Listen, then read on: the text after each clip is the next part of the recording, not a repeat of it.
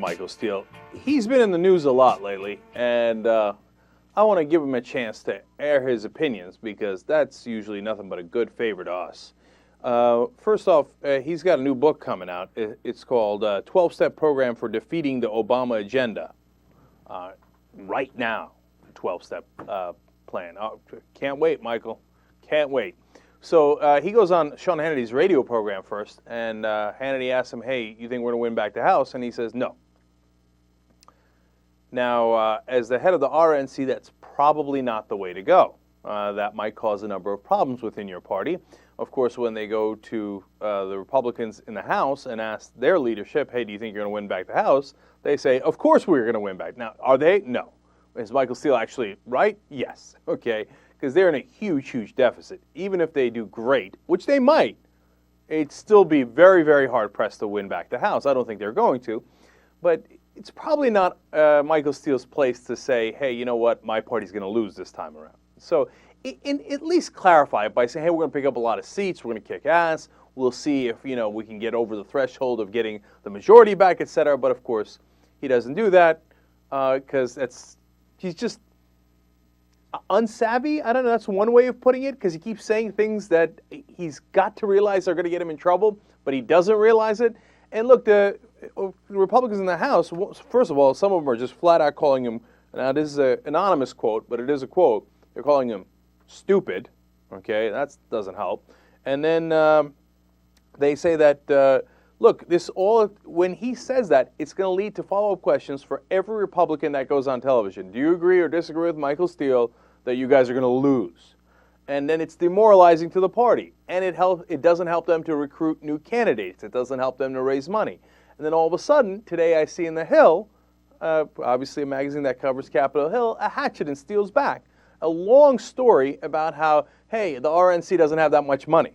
And in fact, they've been losing money under Michael Steele. Now, that didn't get leaked on it by accident to The Hill. It got leaked by people who are tired of Michael Steele and who think he's doing a clown-ass job. So they're like, hey, you know what? Why don't we mention the fact that in the beginning of the year we had $22 million, and now we only have $9 million.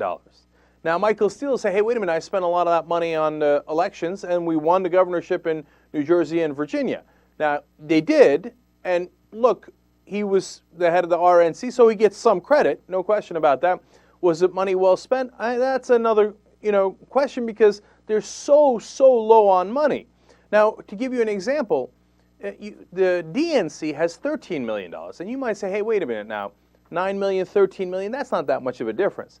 But you have to understand the DNC is in so much better shape, and you have to see what happened this year. When the DNC started the year, they had spent so much money on the elections in 2008, and they won, so it was money well spent, that they only had $5.6 million left, but they had a debt of $5 million.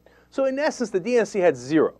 So over the year, they made $13 million, right? Whereas the RNC had $22 million and went down to $9 million. First of all, they shouldn't have had $22 million left sitting in the bank in the first place at the beginning of 2009. That means they didn't do a good job of allocating money for the elections in 2008. And then, historically speaking, in the other midterm elections, the RNC has had about $30 million at this point instead of $9 million. So now then they get into, is Michael Steele spending the money in the wrong places? He way overpays apparently for consultants, whereas the DNC does a lot of that in-house. For example, they do mailers to try to get contributions in.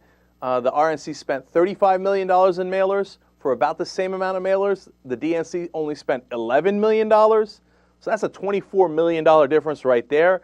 So they're questioning his competence in terms of finances and in terms of leadership at the RNC. And I think those are fair questions. And if I was Michael Steele, I wouldn't be going around talking about, oh yeah, these Republicans, they suck and they're not going to win. In his book, he goes after George H.W. Bush for raising taxes. And he says, Reagan would have never done that, except, of course, Reagan did raise taxes 11 times. That's not mentioned in the book. And then he goes after George W. Bush for, not sticking to principles enough. Apparently, George Bush was too much of a left-winger, okay? But this isn't going to make you a lot of friends. So I think he's a little bit on borrowed time here.